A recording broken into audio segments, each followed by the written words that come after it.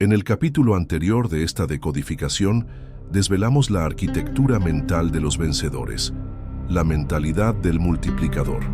Analizamos sus tres pilares operativos: la acción inmediata, la fe aplicada y el principio del retorno compuesto. Vimos cómo estos principios, cuando se encarnan como una disciplina, conducen a un crecimiento exponencial como una ley natural del universo. Hemos estudiado en esencia la anatomía de la luz, pero la sabiduría completa no reside únicamente en la contemplación de la luz. Un iniciado, un verdadero estratega de la vida, sabe que para dominar la luz, primero debe comprender la naturaleza de la oscuridad. Para construir un éxito inquebrantable, es un imperativo realizar una autopsia a la anatomía del fracaso. El éxito deja pistas, es cierto, pero el fracaso deja cicatrices profundas que enseñan verdades que el éxito, en su benevolencia, a menudo oculta. Con la valentía de un cirujano y la precisión de un filósofo, nos adentramos ahora en la mente del tercer siervo. Es crucial que no veamos a este hombre como un villano, sino como un arquetipo. Es un espejo oscuro de la potencialidad humana no realizada que vive latente dentro de cada uno de nosotros. Es la encarnación de la voz del miedo, de la parálisis, de la duda y de la tiranía de la justificación. No vamos a juzgar a este siervo, vamos a diseccionarlo. Vamos a entender las patologías mentales que lo condujeron a su destino, para poder reconocerlas y extirparlas de nuestro propio sistema operativo, como un cirujano extirpa un tumor antes de que se extienda. Si está listo para enfrentar este espejo oscuro, para entender las fuerzas internas que sabotean su propio éxito, asegúrese de estar suscrito. El conocimiento que estamos a punto de revelar es incómodo, es confrontacional, pero es absolutamente esencial para alcanzar la verdadera maestría y la soberanía personal. Antes de analizar las excusas del siervo, debemos primero entender la naturaleza de la fuerza que lo motivó. Su confesión al amo es explícita. No dijo dudé, no dijo procrastiné, dijo tuve miedo. El miedo, la más antigua y poderosa de las emociones humanas. Pero, ¿qué es realmente el miedo? Para dominar a un enemigo, primero debemos conocerlo íntimamente. En su nivel más primitivo, el miedo es un mecanismo de supervivencia, es una reliquia biológica, un eco de nuestro cerebro reptiliano, diseñado para protegernos de amenazas físicas e inmediatas. Es la alarma que nos salvó del depredador en la sabana, la adrenalina que nos preparó para luchar o huir. En ese contexto, el miedo era un aliado, un sirviente de la vida. Pero el hombre moderno vive en un mundo radicalmente diferente. Las amenazas físicas han sido reemplazadas por amenazas psicológicas, sociales y existenciales. El depredador ya no es un tigre en la maleza. Ahora es la posibilidad de un fracaso empresarial, la expectativa de un juicio social, la incertidumbre del futuro. Y aquí yace la tragedia. Usamos el mismo sistema operativo arcaico, diseñado para crisis físicas, para navegar un mundo de complejidades psicológicas. El resultado es un estado de ansiedad crónica. El miedo, nuestro antiguo sirviente, se ha convertido en nuestro tirano invisible. Esta tiranía opera de una manera sutil y devastadora. El miedo es, en esencia, un acto de imaginación mal utilizado.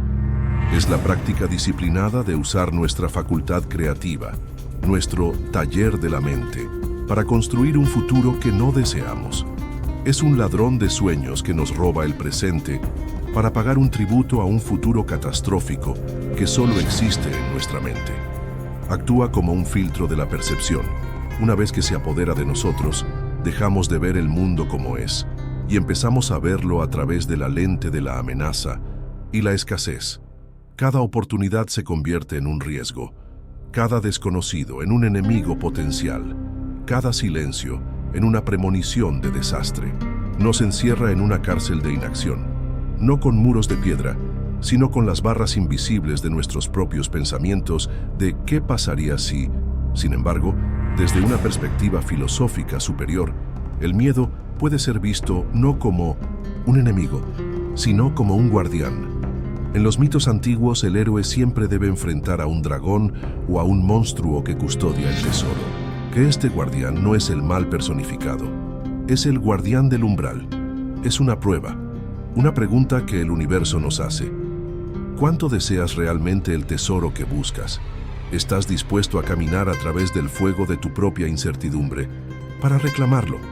El miedo, desde este punto de vista, es el precio de la admisión a un nuevo nivel de conciencia, a una nueva dimensión de poder personal. No es una señal para detenerse, es la señal de que el portal hacia su crecimiento está justo enfrente de usted. Este miedo primordial, esta fuerza universal, se manifiesta en la vida del hombre moderno en una multitud de formas. Pero Napoleon Hill, en su profunda sabiduría, identificó que casi todos nuestros temores son derivaciones de 6 formas básicas.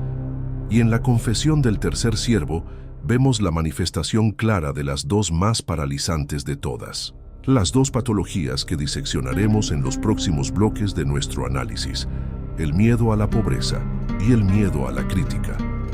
Estas son las 2 cabezas del dragón que debemos enfrentar. La primera cabeza del dragón, que paralizó al siervo, se revela en su acción, o más bien en su inacción: fui y escondí tu talento en la tierra. Este acto físico es el síntoma de una profunda enfermedad mental. El paradigma de la preservación, nacido directamente del más corrosivo de los miedos. Análisis filosófico del principio. El universo opera bajo una ley de crecimiento o decadencia. Nada en la naturaleza permanece estático. Un árbol o está creciendo o está muriendo. Una célula o se está replicando o se está desintegrando. Lo que no se usa se atrofia. La vida es un río que debe fluir, un sistema que exige circulación. La mentalidad de la escasez, sin embargo, opera desde una ilusión fundamental y antinatural. La ilusión de que es posible la preservación estática. Cree que es posible mantener el status quo, que se puede guardar un tesoro sin que pierda su valor.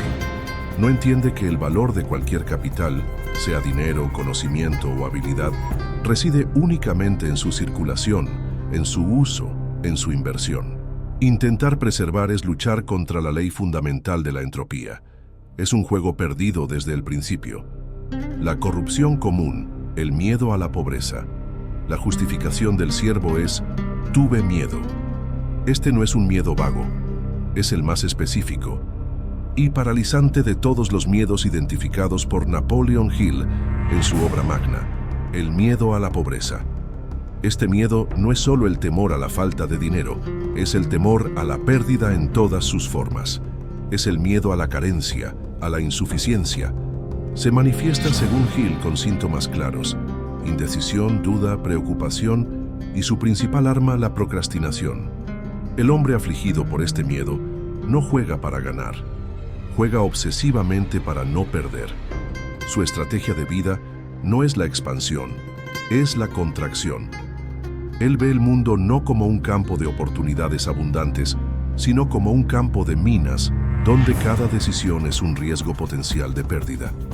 Este miedo lo obliga a elegir siempre el camino de la supuesta seguridad, el camino de lo conocido, el camino de lo garantizado, sin darse cuenta de que la seguridad es la antesala de la obsolescencia y la mediocridad.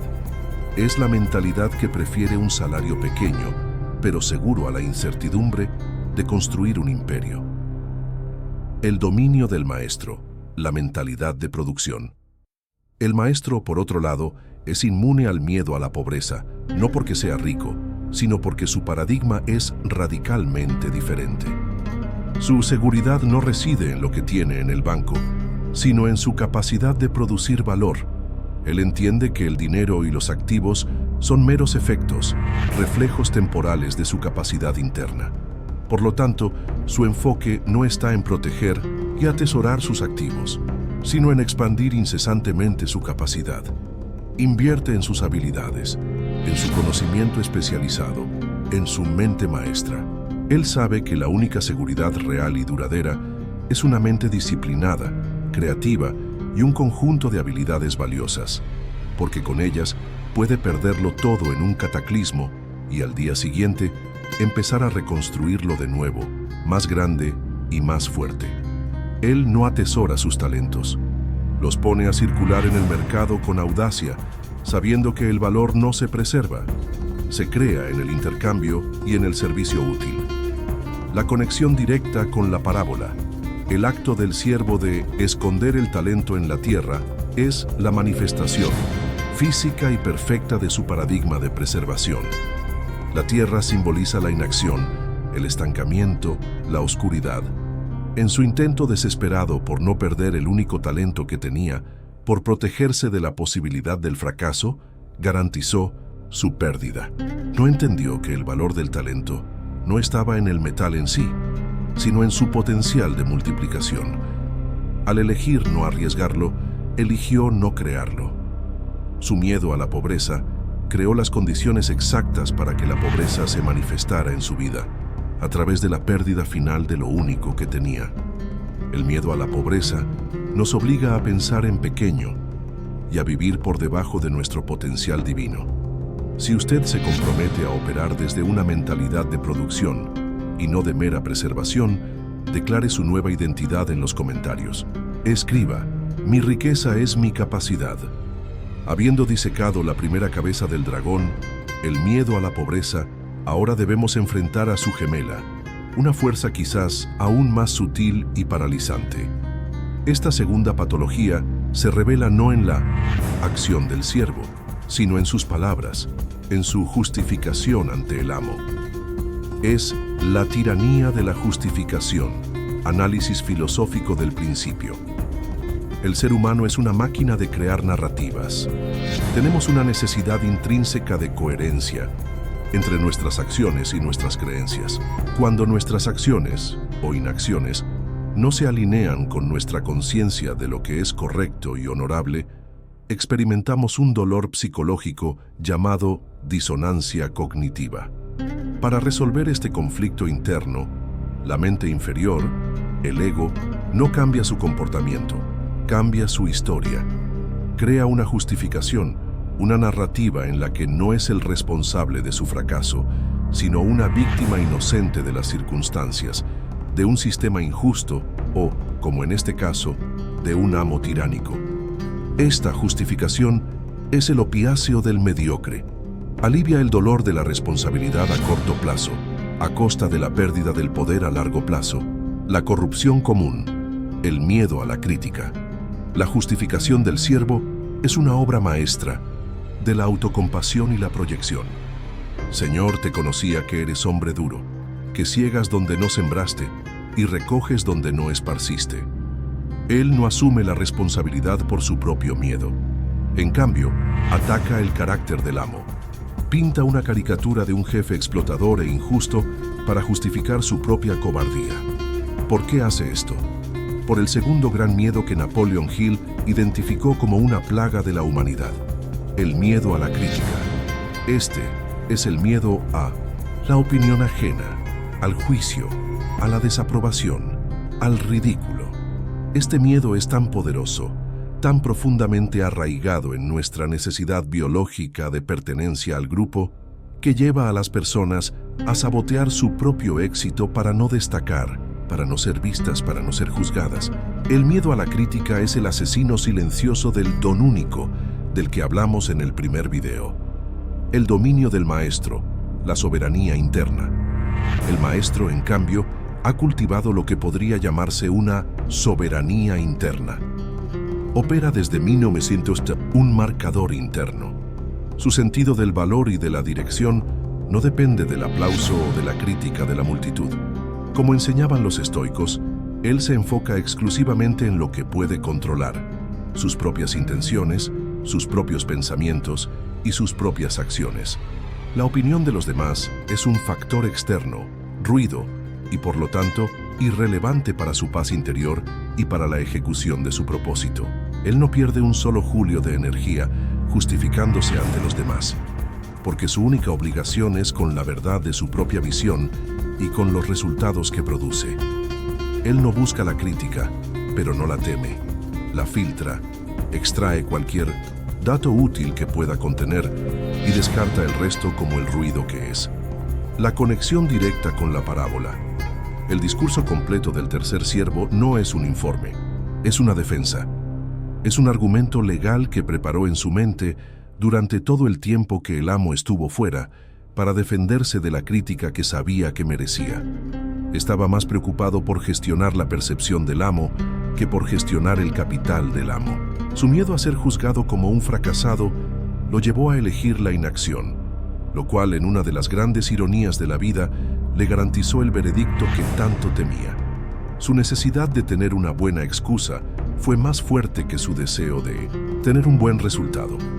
El miedo a la crítica nos obliga a vivir una versión más pequeña de nosotros mismos para encajar en las expectativas de los demás. Si usted entiende que la única opinión que verdaderamente importa es la que tiene de sí mismo al final del día, haga clic en el botón Me gusta para sellar su compromiso con su propia visión.